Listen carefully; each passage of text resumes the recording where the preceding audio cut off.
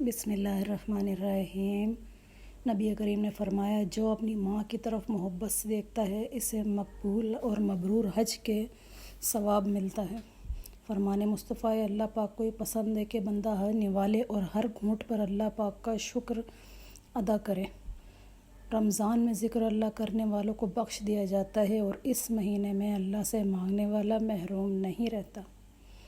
اللہ کو پسند ہے بندہ ہر نوالے ہر گھونٹ پہ اللہ پاک کا شکر ادا کرے۔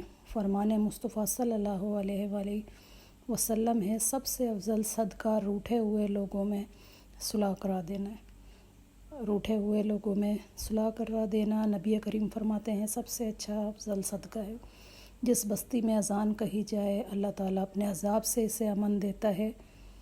نبی کریم نے ارشاد فرمایا، اذان کی دیکھ لیجئے کتنی زیادہ پاور ہے۔ جس بستی میں اذان کہی جائے اللہ تعالیٰ اپنے عذاب سے اس دن اسے امن میں دے دیتا ہے۔ دنیا مومن کے لیے قید خانہ ہے اور کافر کے لیے جنت ہے۔ نبی کریم صلی اللہ علیہ وآلہ وسلم نے فرمایا، الدنیا سبحان المومن و جنت الکافر۔ دنیا بندہ سجدے کی حالت میں اپنے رب سے بہت زیادہ قریب ہوتا ہے۔ صرف پیسے کا ہونا رزق نہیں ہے، نیک اولاد، اچھا اخلاق، مخلص دوست بھی رزق میں شامل ہیں۔ حضرت علی کا قول ہے، صرف پیسے کا ہونا ہی رزق نہیں ہوتا، نیک اولاد، اچھا اخلاق، مخلص دوست بھی رزق میں شامل ہوتے ہیں۔ جب تیری نیکی تجھے خوش کرے اور تیری برائی تجھے رنجیدہ کرے تو تو مومن ہے۔